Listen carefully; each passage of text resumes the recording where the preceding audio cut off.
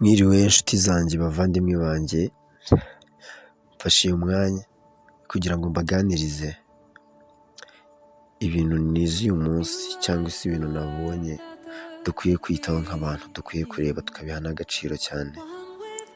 Ndagusabye basi wubahe uyu mwanya, wubahe na mesaje yanjye ngiye kuguha, umbabarire iyi mesaje uyumve yose irangire, niwumva ari ingenzi kandi ubisangize n'inshuti zawe. Turi abantu ntabwo dukwiye gusiga isi uko twayisanze. Umuntu nicyo kiremwa cyagiriwe ubuntu bwo kugira ubwenge bitandukanye n'ibindi biremwa. Sinzi niba hari ibindi biremwa nabyo byiyumvisha ko bishobora kuba bifite ubwenge nkatwe, cyangwa se byumva nabyo ari byo biremwa bifite ubwenge nk'uko natwe tubyiyumvisha. Ariko basi ubwenge twahawe reka tubukoreshe muri ubu buryo bugirira akamaro abandi bantu muri rusange, bugirira akamaro isi yose. Mu by'ukuri hari abantu birata ubuzima, ukirata ko uba uteye neza, ukirata ko uba uri inzobe, ukirata ko uba uri umukire, ukirata ariko ukirengagiza ko ibyo bintu byose uri kwirata ari umubiri. Ibyo bintu nibyo nshaka ko twigaho twese. Nongere mbikubwire, ndakwinginze basi ntubyumve kuko ari ibintu biri fani cyangwa se ubyumve nk'ukundi kuntu. Wubahe kino gihe gusa, wowe ubitega amatwi ubyumva. Uyu munsi nagiye kwa muganga mu bitaro by'i Nyamata muri ADPR, ngenda ngiye gusura umuntu, umusore w'inshuti yanjye. Ejo bamukubise ibuye, ejo bundi yego bamukubise ibuye baramukomeretsa mu mutwe cyane.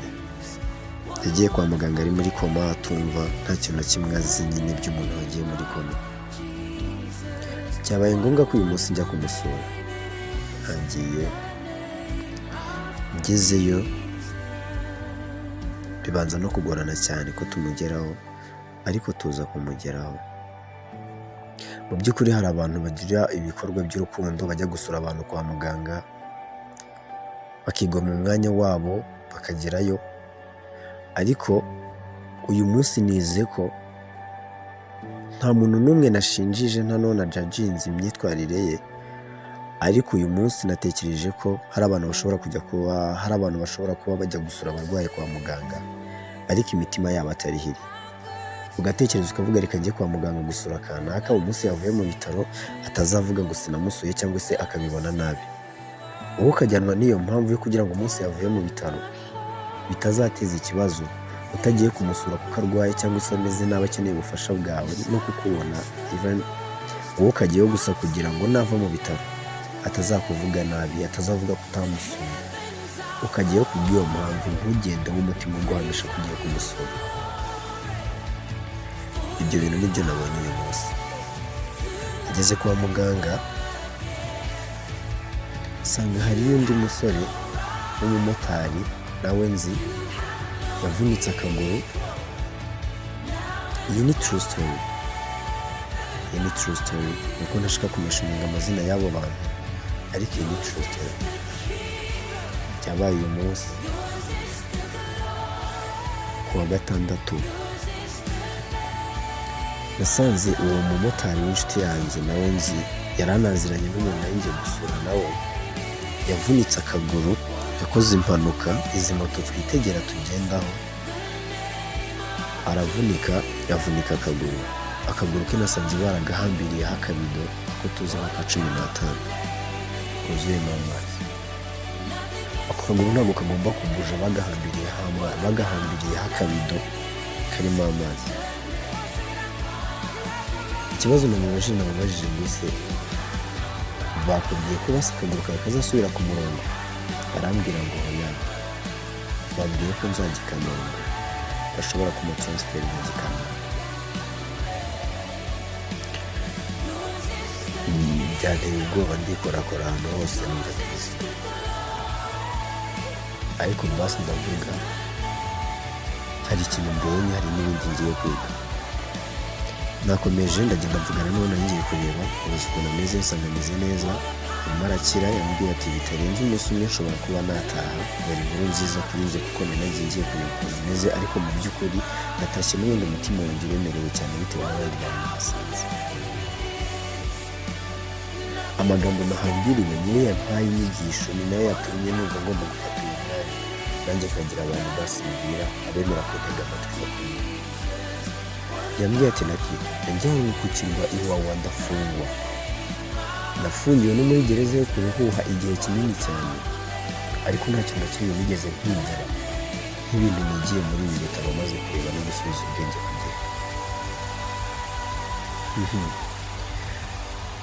Yambwiye ngo ibi bitaro byanyigishije cyane kurusha ayo magereza yose nafungiwemo. Ibi bitaro nibyo byatumye numva ko ngomba guca bugufi, ibi byatumye numva ko ngomba kugabanya ubusazi bwose nagiraga muri njye. Ni umusore w'umusazi pe, ni umusazi, ariko nawe ibisazi byo wagira ngo afite ahantu abikura si ubyitera. Ariko basi Imana ishimwe kuba yumvishe ko agomba gusubira hasi agatuza akaba nk'abandi. Bamukubise ibuye kubera urugomo, ariko we yari gukiza abantu, usibye ko nawe nyine atari umuntu woroheje, ariko Imana ishimwe kuba yumvishe ko yize. Yambwiye ati naje hano Lucky nkumva ntabona, nta kintu na kimwe nyine kijya mbere napfuye.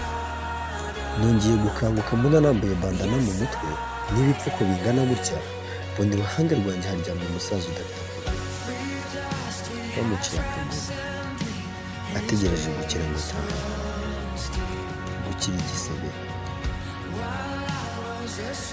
Nikozeho bambwira ko bandoze ahantu ibuye ryankomerekeje bankubise. Ndebye abandi bantu turi kumwe, ndebye n'uwo mugenzi wanjye w'umumotari nawe bari baziranye, aravuga ngende muzima. Aratekereza aravuga ngo byanze bikunze hari abantu bari kwirata ubuzima bari mu muhanda bari kugenda bumva bameze neza, bumva isi bayifite. Abasore bashyize amapantaro kabisa down wambaye ibyo bita pocket. Ni umukobwa uri kwikaranya mu muhanda wambaye ikanzu ya patine, ari kwirata umubiri. Mu kanya gato ashobora kuba aryamye ku iki gitanda aryamyeho. Ibyo bintu byambayeho ntashye, ariko byabaye ngombwa ko ndara kwa muganga kandi ntashye wanjye. Hari umuganga wari uri kubitaho, arandeba arambaza ngo ese ko umuntu ufite ikibazo, guhangayikishwa n'aba bantu bazima uri kureba hano? Ndamubwira muganga, abantu bateye ikibazo ariko ntabwo nababajwe n'ubusa, birahangayikishije pe. Arambwira ati so nkujyanye muri morgue ukajya kureba abantu bari kurira babuze ababo, byo wabitekerezaho iki cyangwa wakwifata ute? Arambwira ngo muri morgue harimo abantu utamenya niba bari inzobe, utamenya niba bari ibikara, harimo abantu utamenya niba bari abakire, harimo abantu utamenya niba bari bateye neza cyangwa bateye nabi. Imibiri yabashize, buri iki wirata umubiri, buri iki wirata umubiri wowe. Kuki ahantu uvoma ubundi gutya bya mbere kubera iki wikwirata umubiri? Ntabwo ukwiye kwirata umubiri. Mfite ibintu byambabaje byankoze ku mutima, ndumva bimpaye guhinduka muri njye. Uri aho ngaho uhangayikishijwe n'uko umukobwa mukundana yakwanze, hari umuntu uhangayikishijwe n'umuntu afite uryamye ku bitanda kwa muganga, uhamaze amezi arenga 2, wahamaze imyaka n'imyaniko. Wowe wababaye urimo urarira kubw'iyo mpamvu gusa. Ntabwo ushobora gufata umwanya ngo ujye kwa muganga unagure n'ikarito y'isabune mu gihe ubifitiye ubushobozi, ngo buri muntu umuhe umuti umwe w'isabune. Ahubwo amafaranga ufata urayashora mu bintu bidafite umumaro, bidahesheje Imana agaciro. Umunyabyaha udafite ahahise he?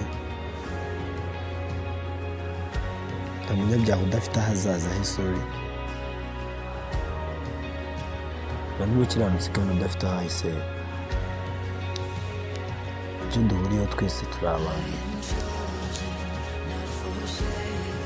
tugomba kurangwa n'ubwenge bw'Imana.